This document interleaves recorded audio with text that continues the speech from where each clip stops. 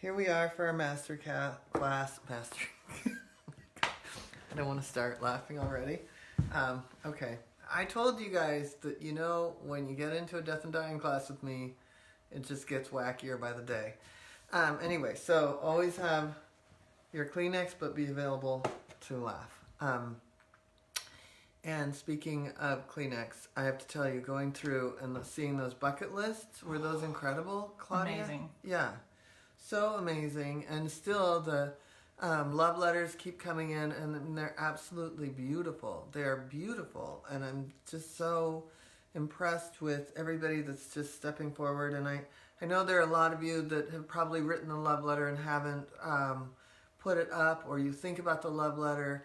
And it's important that you're thinking about the love letter, but I also want you to know that you're not going to lose that connection if you write. There's not going to be some closure like, oh, the disconnect will happen. I think that that's something that really happens for us a lot. Like, oh, if I do this thing to create closure on this, then that connection will go away. And it's kind of more the opposite, if that makes sense. And we'll get to that tomorrow. But today, we have a lot to do. And for those that are new to me, I'm Joan Ranquet, and I've been an animal communicator for about 25 years. And I'm an energy healer, an author, a TEDx speaker, and founder of Communication with All Life University. And the university has been going for 10 years, and it has also been, I've been teaching for 21 years. So at this point, I wanted to do something special for the 10-year anniversary, and my mission has always been to empower others to deeply connect with all life so that together we can give voice to those who can't speak for themselves and ultimately raise the frequency and heal the planet. So I put a number on it this year, as many of you know. I put the number 1 million animals. I want to help 1 million animals and their people. And as a result, and I knew I couldn't do it by myself, so I started a lot of these trainings, these free classes. I have much bigger classes and ways in which you can continue to study with me if you want to go beyond this masterclass. But in the meantime, I put the number 1 million animals on it, and I know that some of you are starting to see your mission. So I may be part of your mission, but I know you're part of my mission, and I want to thank you. So anyway, we have a lot to do today. Is anyone coming on? Oh, yeah. So... And today my coffee cup is Raven. And there's a raven behind you. And there's a raven behind me. And there's actually a raven just flew by. How appropriate. Mm-hmm. Pete Martinez, greetings from Dallas. Cindy Coleman, hi. Michelle Shell. Sarah Holden from Michigan. Fran Photo. Leslie Williams. Darlene McLeod. Yeah, we got a lot of people. That's awesome. And Gita, I think it is, from Denmark. Cool. Cindy Gantz Turner. Meg Brown, Lauren Kinney, Jane Hirata, I think it says, good morning from Hawaii, everyone. I really enjoyed the replays, but happy to be live today. Oh, welcome. Hooray. Thank you. Connie's watching. Hi, Connie. Hi, Connie. Carla Clark Taylor, Tony Ann Ventrella, Nina Peoples, Carla Clark says, I've cried all week, but I know it's healing. Oh. That's, yeah, definitely. Tony Ann Ventrella Wilson, she's interested in learning. You have a link to find out. Couldn't find it. Please send me a note. We'll make sure to send you a link. Tony. Yeah, there will be a link in there. And also, I'm going to be seeing a lot of people. Today's the last day of Animal Communication Level 1. So there's a few people on this call that I will be jumping to. I'll be a few minutes late, just FYI. I'll be late for class, but it's because we're here. Anyway, yeah, today's the last day. Kathy Boyer, isn't she one of them? Kathy Boyer's in the big advanced, program. Yeah. Oh, she's in the advanced. That's right. Yeah. Yes. But Cindy and Connie are in the level 1. Yeah, Kathy was in my class last night. Yeah, hello. Sorry, Kathy. Yeah. We had advanced animal communication last night. It was a good one. It was fantastic. Yeah, it was an intense situation, but we're working through issues with animals and their people. Okay, so I'm glad everyone's here, and it's going to be a fun class. And I think one of the things that I love to talk about the most is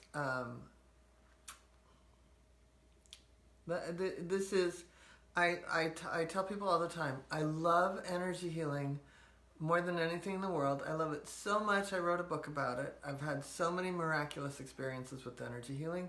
But I have to say that animal communication is still my favorite modality. And the reason it's my favorite modality is because the animal feels really, really, really, really heard. And often the behavior or maybe something will shift because they feel heard, and there's just, a release involved with feeling heard. And so what happens, a lot of us here are compassionate. A lot of us here have probably had some sort of background in healing or interest in it, right? A lot of us here have had a lot of experience with animals. We've volunteered in shelters. We've done a lot of things. And then there's probably something else that we are, and that is we tend to be fixers. How many people here feel like they need to fix things? Claudia's raising her hand. I'm a recovered fixer. I'm a recovered fixer. But how many people, is anyone responding to that? Yeah, give it a minute. It's a little delayed.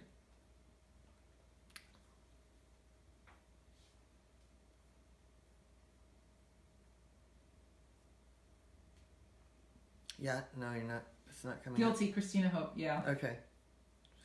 Yeah, Tony and Ventrella Wilson. Cindy Gantz Turner. Oh yeah, they're all coming in now. Yeah, I knew they would. I Irene know. Cousin has me, definitely. I know your type. So, and oh my god, it's literally let me see. That's funny. Here it starts here, and they're just all coming in. Oh my god, I've got Claudia's phone. So funny. Yeah, okay. Yeah, and Paula's going to know this exercise here we're going to do in a minute. Yeah, this is awesome to see.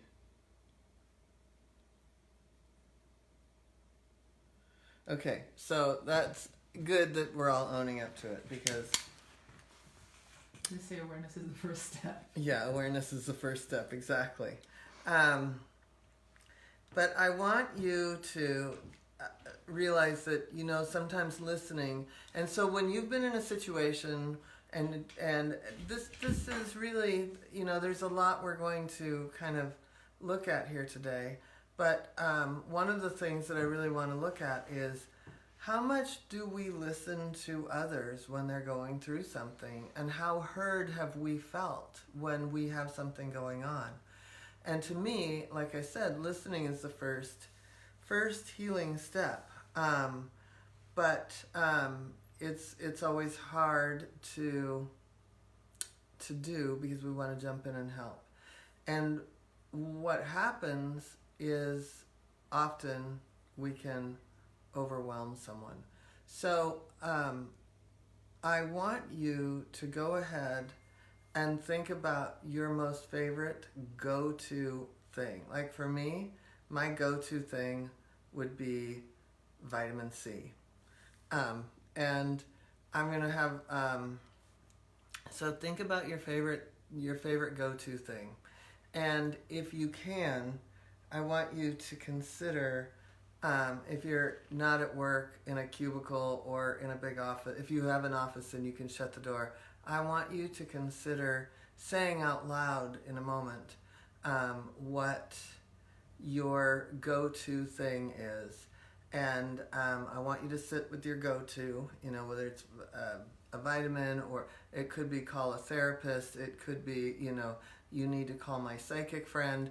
You need to, you know what I mean? Like, Meditate. You need to meditate. My favorite was, yeah, I mean, they're so good. So think about your favorite go-to. And Claudia, I want you to just make up a disease. Say it into the phone. Say it into the speaker. Just say, I have blah, blah, blah. I have fibromyalgia. Okay, and I want everybody to sit and type in right now what your go-to. And I want you to put your go-to in so fast, and I want you to start saying it out loud. And I want you to keep saying, I have fibromyalgia. I have fibromyalgia. Let me see the phone. I'm going to watch this. Fibromyalgia. And start typing in your responses. Okay, so margaritas. Oh my God. Okay, CBD. Here we go. Yeah, I have fibromyalgia. Yeah, Reiki. Yeah. Mm-hmm. I have fibromyalgia. Someone said TV. Chocolate. These are good. Keep going, you guys. Vitamin D. Vitamin D, essential oils. Okay. Let me cook you Indian food. Hey, Stephen, I'm coming over. Okay. I'll take that. Yeah. My go-to thing is meditate. Okay. Meditation, energy healing. Okay. Do you see these coming in? Oh yeah. And I'm getting overwhelmed. Yeah. So why don't you tell everybody how you're really feeling by experiencing this right now? I'm getting overwhelmed, and I want to shut down because I'm not feeling heard. I'm feeling bombarded, and I want to like shut down and walk away.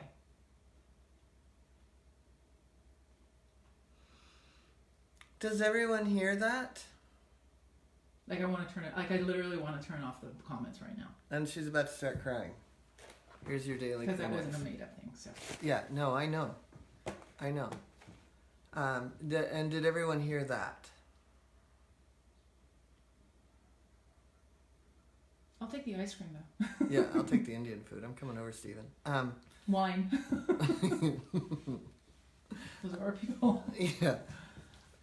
Okay, so what I want you guys to do is anybody responding to the fact that they heard that you got overwhelmed? Yeah. Okay. Cindy Gens Turner says you've been categorized and not taken seriously. Yeah. Yeah. Exactly. And what happens when we have the answer is we've now turned her fibromyalgia into me. And there's two reasons for that. One, we like to help. We're fixers, remember? Two, it's really uncomfortable to sit with this. Right? It's uncomfortable. Mm-hmm. Right? It's really uncomfortable to sit and listen to someone and look them in the eye and go, wow, I hear you. Yep. So, was anybody responding to this? Oh God, yeah. So let me go back to who someone just, it's showing up on your phone first. Stephen Arnold says, aha, I'm often told when someone reaches out to me that they don't want me to try to fix them or the problem, but just to listen to them. But my instinct is to jump in and fix things. Yeah. And we have to look at why. Michelle Shell says she felt overwhelmed herself. Yeah. Okay, so we have to look at why we have this need to do this. And this comes into play with our animals, and this is going to be really a great setup for what we're going to do tomorrow. But I want you now to just take a deep breath, and I'm going to let Claudia say it again, and I want you to just really listen without an agenda and without a need to fix. So go ahead, Claudia, and say it again. I have fibromyalgia.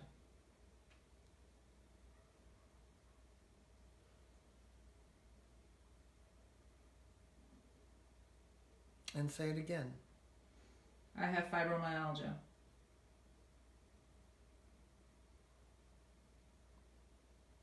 And I want everybody to just hear that silence of really listening to her. Like, really listening to someone is almost like a meditation, right?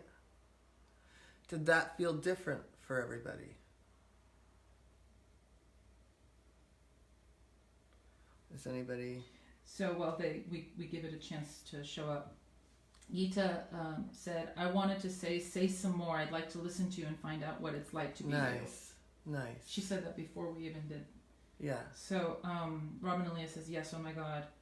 Tony Ann Manchoa says, hang in there, we're here. Kathy Mary Boyer says, it's definitely hard to sit. I think I'm assuming, Kathy, you meant to sit and just listen and not try and fix. Oh, wait till the fall intensive, Kathy. Yeah. Michelle Shell says, I know why I do it because I don't want anyone to suffer. Right. I mean, we have good... It's because we want to help. And it's uncomfortable for us to just accept that this is happening over there. And when we can take a step back and breathe, the correct thing for Claudia will show up, whether I have the answer or not. Gita says, tell me what it's like to be you right now in this moment. Okay, go ahead, tell us. What it's like to be me right now in this moment? Yeah, because you have it handled so well, but she found the correct way and not from being bombarded by a bunch of stuff, right? And I fall off track, but yeah. When people just hold the space for me like that, there's a release. There's like the tension releases, and I don't know, it's weird. It's almost like I can separate myself from it and just be, if that makes sense. Yeah. Okay. Yeah, I mean, and when you're really in that just being, so much more can heal. So much more can automatically shift.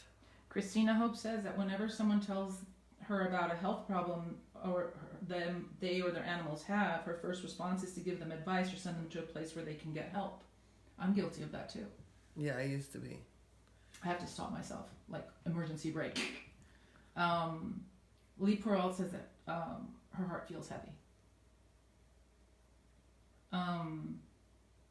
And they're all saying what they would say to me. Cindy Harris says, I used to be such a fixer that every time I went to the grocery store, people thought I worked there.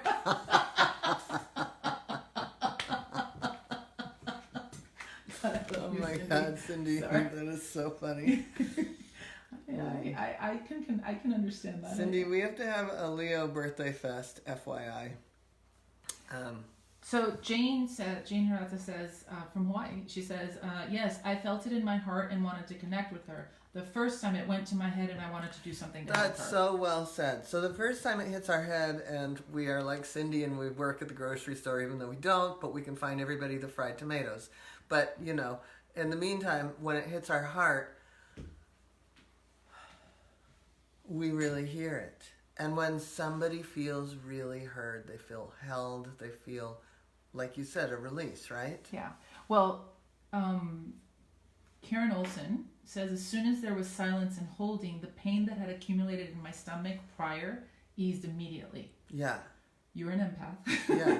Because that's what I felt. It was like, when you asked me to say it, yeah, I'm I know. like, I'm not going to make something up because I don't want to bring anything in, but I'm also like, oh, she put me on the spot. I thought we were going to talk about parasites, but I live on a farm. Just admit it. We all have them. Anyway.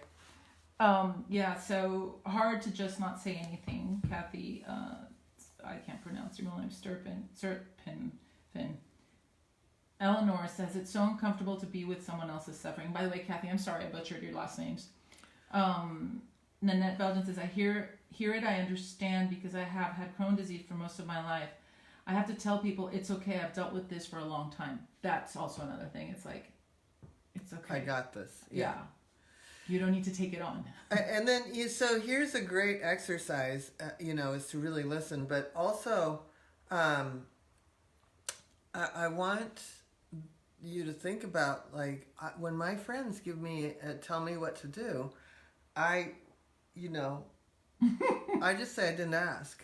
Mm-hmm. My favorite was being on a dolphin trip and having one of my, I used to take people on dolphin trips, having one of my guests who was a psychic tell me, my spirit guides are telling me that you blah, blah, blah, whatever it was. And I was like, those are your spirit guides, not mine. So, it's like, what I've trained my friends to do is to say, do you want my advice? And I can say, no, I'm still processing. And then they don't have to take that personally because they know I wouldn't hear it anyway. Or I can say, yes, I'm open to listening now. And I think the more that we become aware of how much we want to listen, be heard, then we're going to be aware of how much we want to help other people feel heard. And hold off on that, I mean, even if you're a really bad fixer, like you could even say something like, I want to fix, but I really want to hear you. And if you are somebody that does have great resources, you can say, I've got great resources, so just ask me when you're ready. Or not, not even say anything, because God knows I've got great resources for just about anything on the planet. I mean, truthfully, right? Like, Yeah. I do. And I don't tell people who's in my Rolodex. You asked me once, I was telling you something, and you said, do you want my advice? And I said, yes. And you said, okay, look me in the eyes. I'll never forget that. But you waited and asked me. And I know that if I had said no, you would have been fine and dropped it. Yeah. Because once I let go of fixing things, I let go of my agenda to fix, and I really, really, really try to walk that talk. And so I work very hard. Now, that said, people have phone sessions with me. I mentor people. I taught advanced animal communication last night. I have 2 classes of the end of the beginning level 1. So, I am in a teacher mode. You guys are here, but you've come on to this class, right? You've committed to it, so it is an agreement already that I'm here to help. But when I'm walking down the street, I'm the village idiot. Seriously. Especially at the airport. It's my favorite thing to be. It's my hobby. Anyway, boarding horses, people love to tell each other what to do, and I used to just like, la, la, la, la, la. So, because it's my time off. On top of it all, it's my time off. So, if you're hoping or already are in a healing capacity, or working with animals, it's certainly a most wonderful thing to give yourself that time off and really just be a friend. But is anyone responding to this? Oh, yeah. Join the Village Idiot Club. We'll have a whole new Facebook group. You think I'm kidding. So hold on. I am kidding. I'm just over here talking to myself while you're reading comments. I know. Oh, Christina Hope said something that I was actually thinking. She said, sometimes people don't want to hear others' advice. I'm having to learn to shut up. And that used to affect my relationships. And I had to rebuild them because of that. Because you used to give advice a lot? Oh, yeah. I can imagine. I come from a family of shooters, so, yeah. I can only imagine what Claudia was like. Oof. But Claudia, can you imagine what I was like? Oh, yeah. Yeah. But I haven't been that way in a long time. So it actually... Yeah. And then Kathy Boyer says, it's hard because I tend to feel it with the person and that's uncomfortable. Yes. Yeah, and Kathy, oh my God, if that's not the biggest lesson, is also finding, you know what? I in my spare time, I read about grief. But I was really reading about a hospice center, because I'm working on this book on animals in transition, and all of this is just rich for me. And you weren't here last year for the fall intensive, but we shot a lot of stuff for the documentary, and I've shot a lot of stuff since, and I'm always kind of reading about grief, any opportunity, how others are doing hospice, things like that. And this guy, in the opening of his book, he talks about how the first thing you have to do as a hospice worker is learn how to just be and know that it isn't yours. It isn't yours to take on. So with what Kathy said, I tend to feel it like we need to find a way then to just feel our own feelings about it. Like, oh, that makes me sad, or oh, that is sad to hear. I'm sad to hear that. Or really look at your own feelings in it and don't merge and mesh your feelings with them, right? Becoming separate from them. It's not yours to take on. It's Claudia's. My piece in this is to be her friend and listen to that. And when you tell me your ailments, I'm like, okay. Mm-hmm. And it's a powerful thing. That little bird just flew right by. So this is part of listening to our animals also at this end with these bucket lists, with these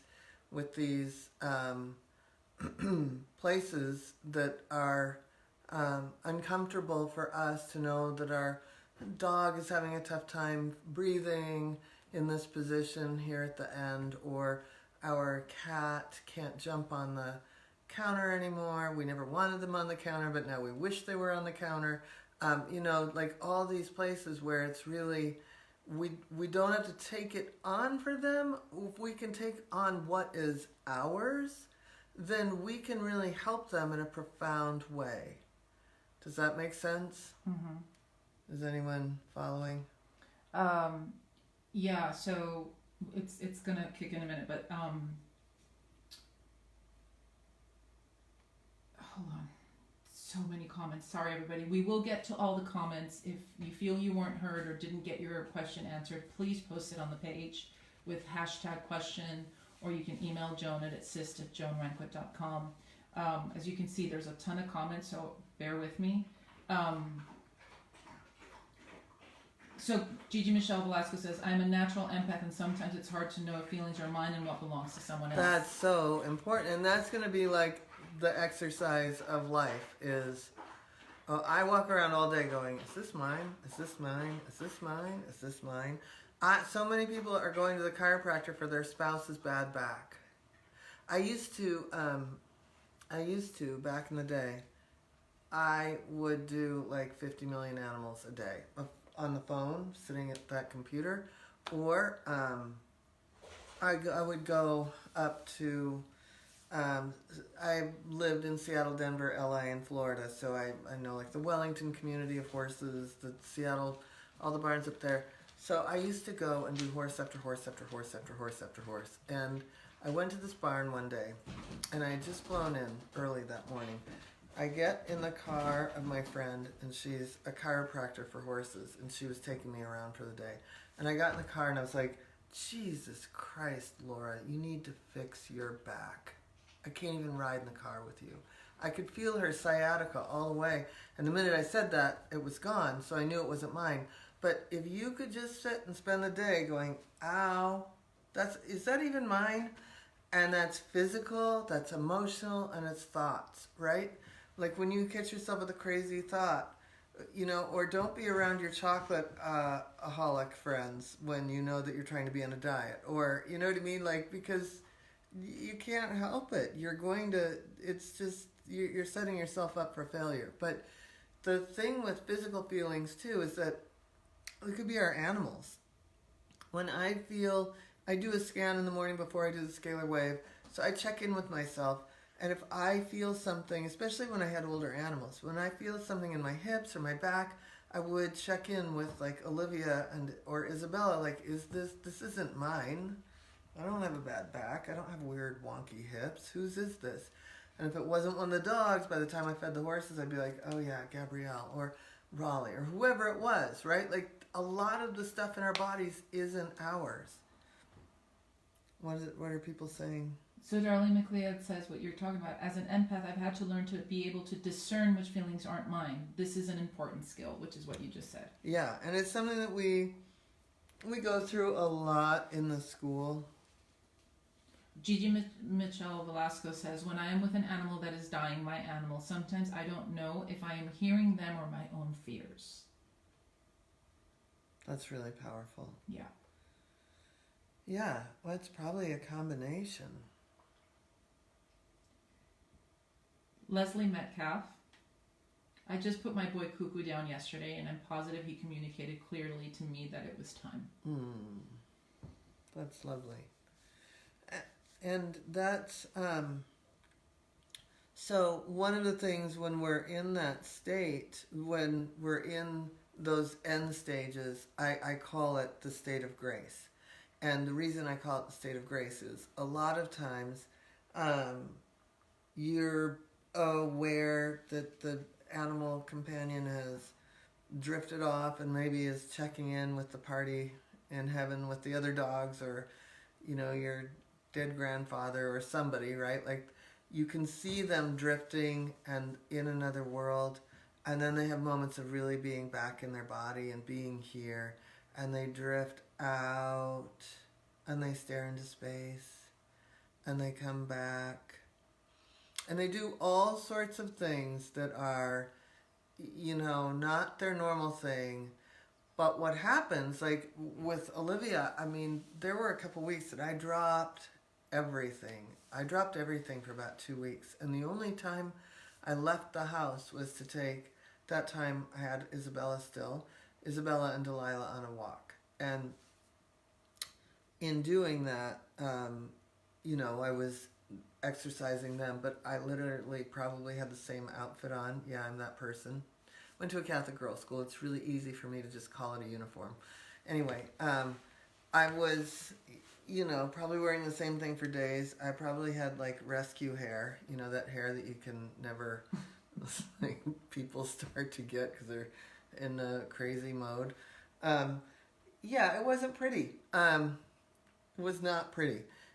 And none of it was pretty, right? None of it was, it was hard. It was repositioning her so she could breathe. It was all of this stuff.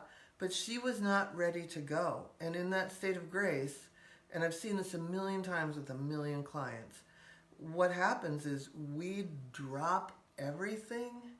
And so then we really question whether they're ready to go or whether they want to stay.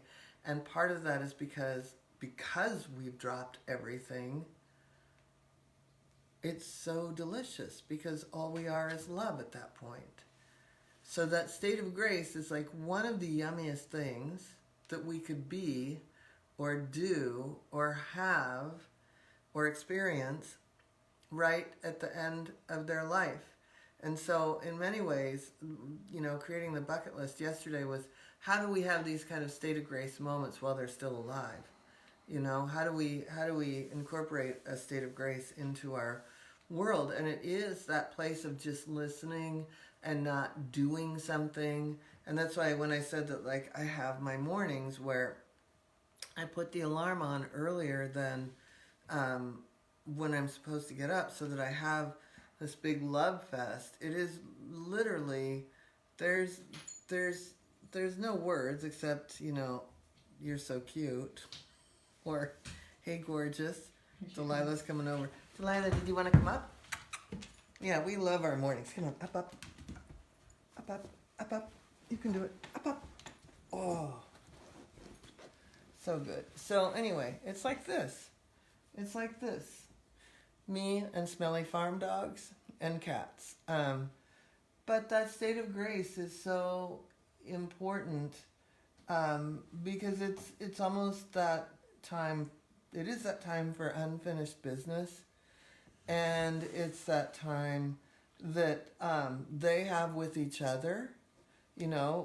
I can't even tell you how much of a mentor both my dogs were for this one. So having that time with Olivia was everything. And so the state of grace is a really important thing. And is anyone commenting? Oh yeah, everybody's loving state of grace. Yeah. Yeah. It's the yummiest time. And so creating that state of grace is important when you're not, even when nothing's pressing. How do you have a state of grace without him? It's going back to the exercise we did on Monday of really remembering the great things, remembering the things you loved, and allowing yourself those moments of grieving, of being in the sad space, but also finding the joy, like finding a way to be buoyant with it all. To me, like I would say that when my sister died, my grief was like a cement wall.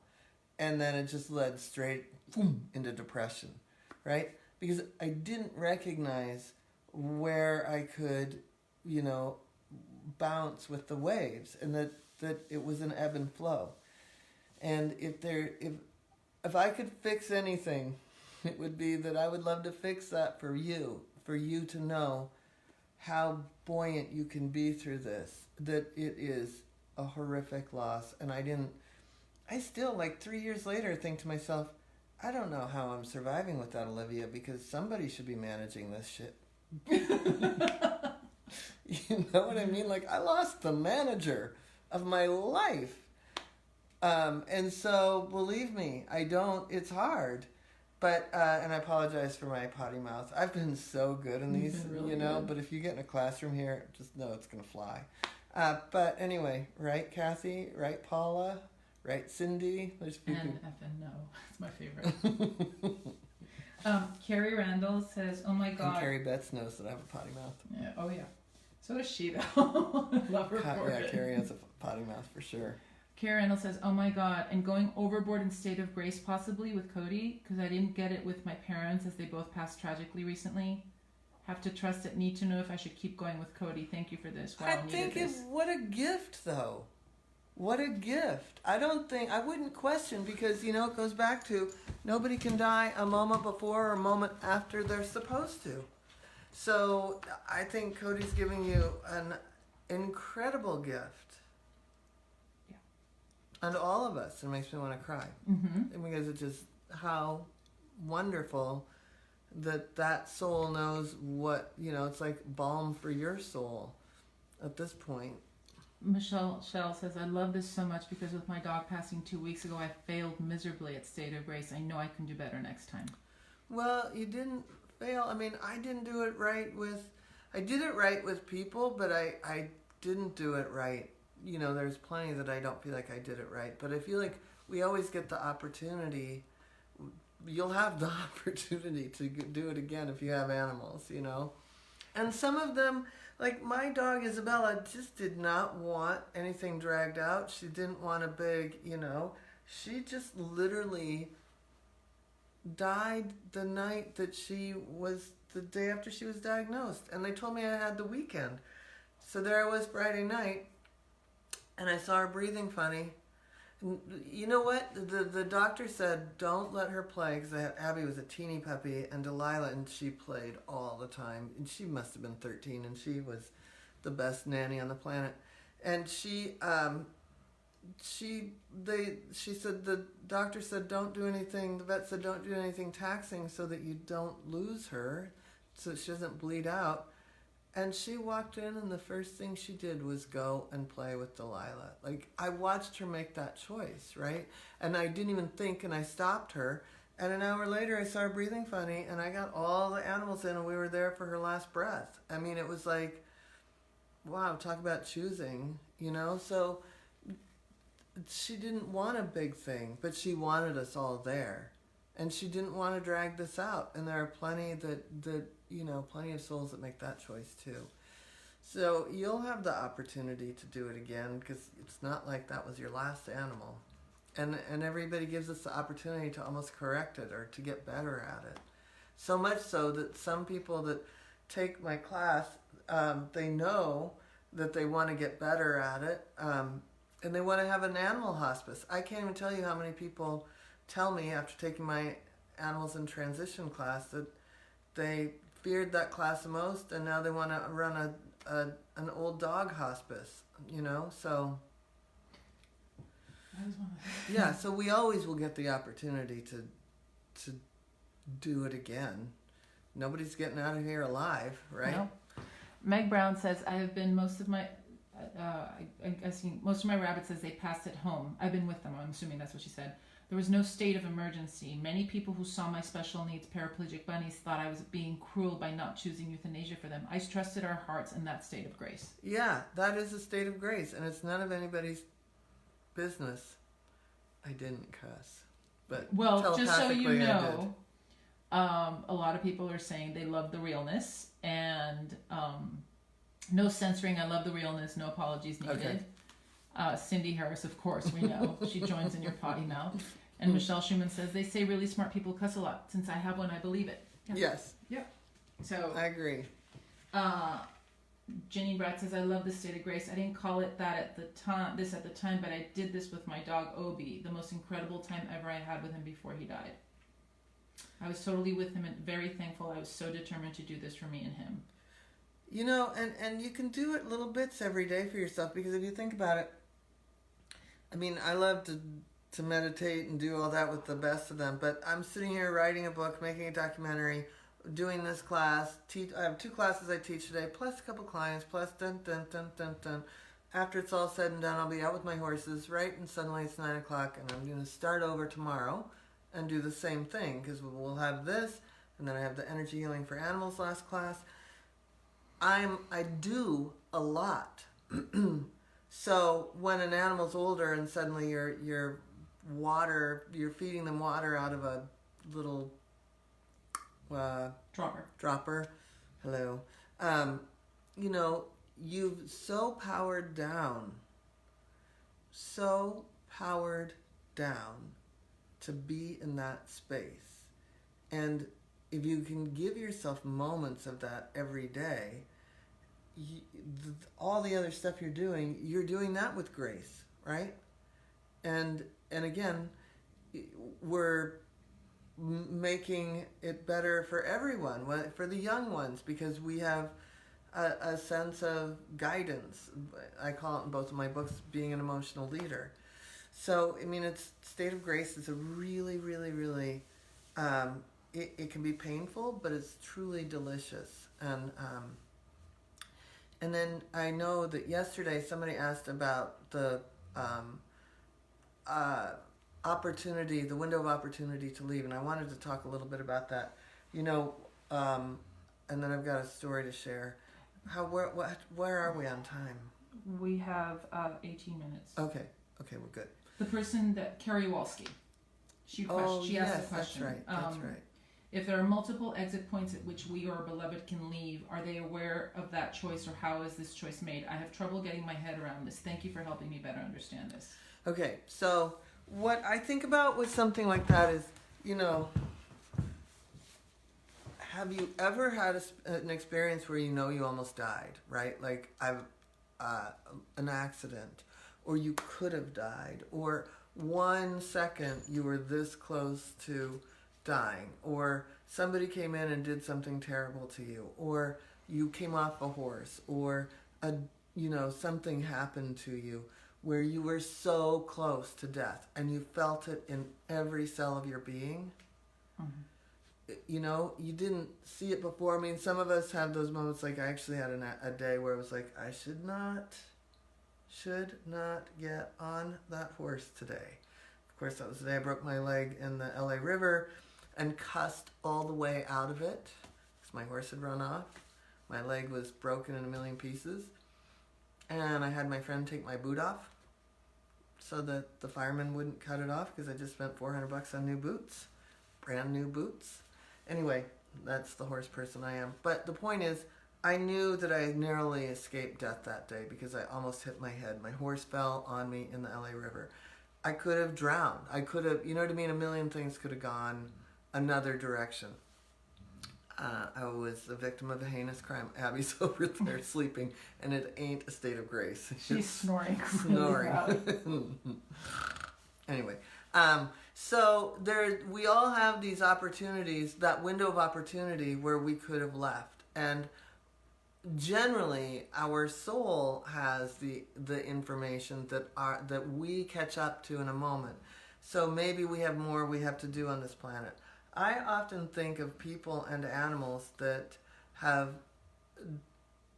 died early or, kind of unexpectedly. It's like they really completed their karma for this lifetime in this body, in this experience. And I know that's really hard to hear when you've had somebody that just got hit by a car or something, or been taken by a coyote.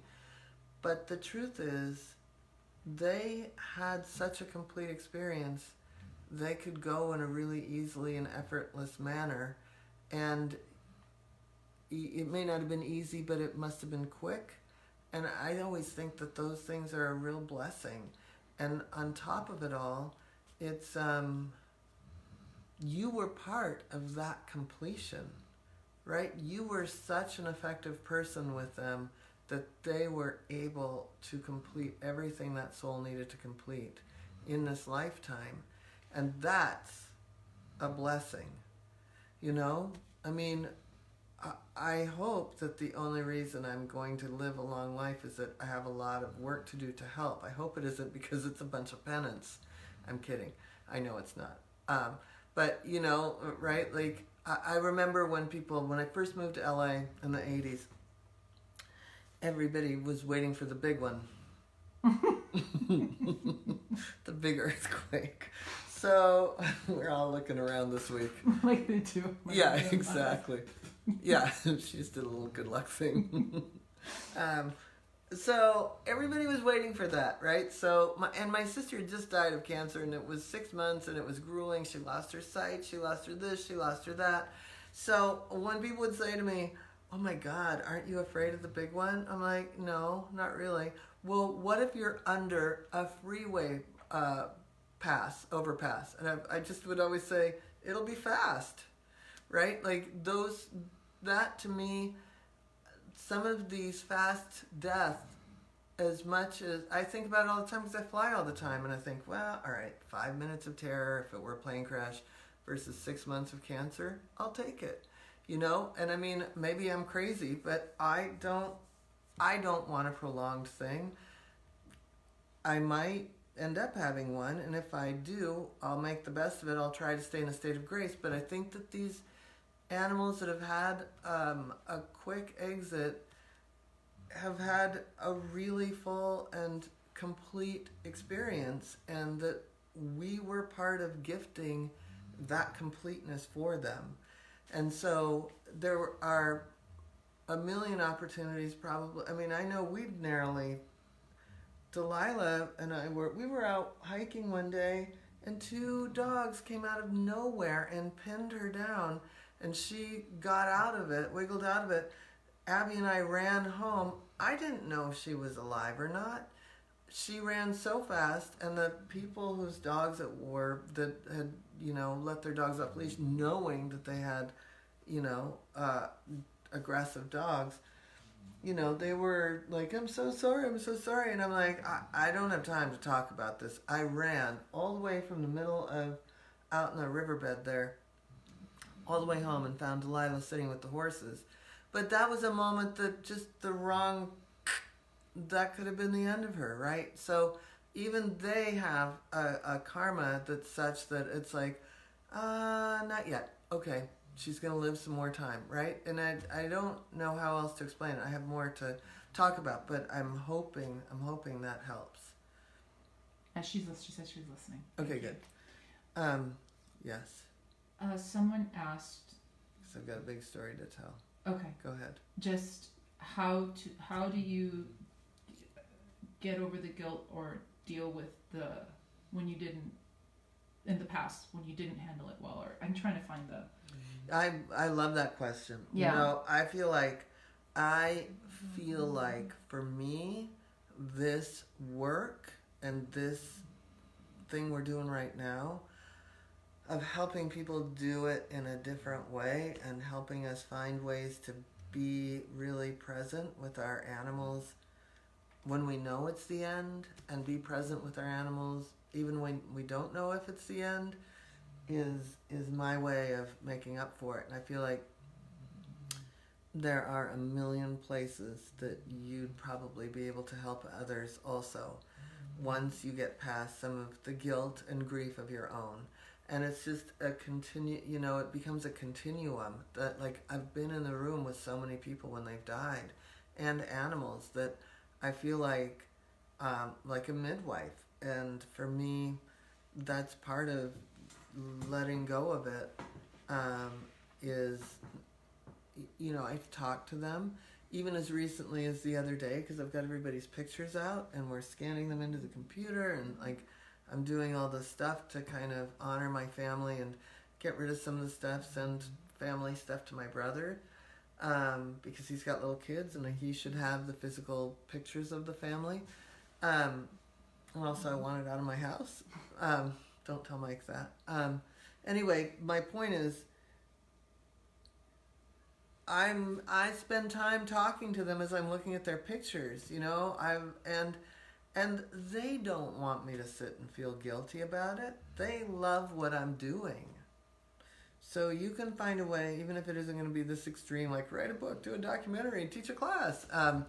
You're going to find a way to give back. Maybe it's with elder dogs at the shelter, or you know what I mean. Like you'll find ways. This is a week of finding, opportunities, different ways to do it. Irene Kuzenhaus says that the actual letter, writing the love letter, helped her with her guilt. So, yeah. And that was Robin Elias that asked that question. Okay. I just wanted to make a shout out to her. She says, I don't feel guilty, but I still have so much grief and sadness. So it's... Yeah, it's the ebb and flow. You'll have, just really find the joy, because you have to find release and relief in it. And this is a really good story. My friend Eleanor sent this to me, so I wanted to read this. About her grandmother. So Eleanor, her grandfather passed away in a suicide bombing, and her grandmother was in so much shock and grief for so long, and she felt like she had nothing to live for. She was living over in Israel, and Eleanor's parents had moved to the U.S. Many years prior, and so nobody was living there with her grandmother when the suicide bombing had happened. So the shock and grief were just horrific. And her grandmother fell into a deep depression, was constantly in and out of the hospital, and was really, really, really trying to die. And so Eleanor decided to move there in her mid-20s, and had visited her often, and she started to liven up. And she would get out of bed and go to the market, really small steps. And she had this ritual where she would visit her on Friday afternoons and Saturday mornings, and the grandmother would always have a bag of fresh fruit for her. They spent holidays together, and she really had a whole new purpose, her grandmother did. And so, though she was still depressed and didn't want to leave her house, she started participating in activities in her assisted living home, and arts and crafts and musicals, performances. And then Eleanor got married and had a baby, and so she got to know her great-granddaughter really, really well. Tamara was the baby, is still the baby. I just met her. She's 7-year-old baby. And anyway, but they continued on with the Friday and Saturday rituals, and Tamara even took her first step in her grandmother's home. So her grandmother lived another 12 years beyond when her grandfather had passed. Wow. And she stopped trying to die, and she felt bonded to other humans. So I'm going to sit here and cry. Yeah. And again, she had a sense of purpose. And so then when Eleanor got divorced and moved back to the U.S., her grandmother lived for another 2 years and then quietly passed away. But those 12 years together were really that state of grace, right? Like that is exactly. And it was a wonderful time for Eleanor because she didn't grow up around her grandparents, so she got to know them. And it was a really wonderful time for Tamara, and Tamara got to experience her great-grandmother, and now she lives with Eleanor and sees her grandparents regularly. So that is a really beautiful human version of what the state of grace can do. And it doesn't have to be all day every day, but it can be like that ritual of I'm going to go on Fridays and Saturdays, and I'm going to get a bag of fruit, and I'm going to hang out. And so what I want to do for the next 24 hours when we come here tomorrow is I want you to really participate in listening. Really listen to people around you. Listen to those moments. And if you can really see what it's like to listen, to not have to fix something, to just be available to people around you, be available to animals around you. And then I want you, if you have a big experience where you actually have kept your big mouth shut, like I tried to, if you've had a really profound experience with it, I'd love for you to share it in the group and just hashtag State of Grace. Or if you want to share your state of grace stories that you've had with your animals, or, maybe part of another love letter could be writing about how, you missed the opportunity for the state of grace, but in another way. Anyway, just really look at what a state of grace for the next 24 hours looks like for you. And tomorrow we're doing something really big. So we're all leading up to this, right? It's like the connecting with the joy, the bucket list for those that are here, the state of understanding the state of grace and how you can apply it even for the for the ones that are not even dying. So that's what we want to do. Are there any last comments? A few? A lot. How beautiful. Eleanor wants to thank you for sharing her story. It was a wonderful time. Total state of grace. She gave her, she says, I just gave her all my love. That's so great. I'm going to cry. Yeah. Thank you so much for this. I have an opportunity to be in the state of grace with Sasha. I love this. That's Wilma Mahoney. There's a couple more questions, but we don't have time to get to the questions right now because we have to teach class at 11. I know, I have to teach at 11 and I can't go over. But just know that tomorrow, when I say it's big, it's big. We're going to connect with our animals that have crossed over. So it's going to be a really beautiful, beautiful day tomorrow. And it'll be, kind of life-changing, I think. And again, for those that are still really dealing with epic grief and depression and loss and guilt, this will really shift that. And I wanted to build toward that. I didn't want to just start out that way, so that now that you know that we're going to do this tomorrow, you have time to prepare yourself. If there are things you want to share, if there are things you want to know about, get prepared. But also know that that we have a lot to gain and a lot to offer when we stay in that state of grace. So thank you for joining us. Really quick, I just want to acknowledge Irene Cousin-Haas. She says, just thank you. Having this class tonight is really helping me on this Liza's last night. She's in Europe and Liza's here with a friend. Oh. And so she's having to let go of her. I'm going to start crying. I know, so right? I just want Irene, just know that we're all holding space with you. Yeah, thank you for saying what I couldn't get out. Yeah. Okay. Well, thank you guys, and we will see you tomorrow. Bye, everybody. Bye.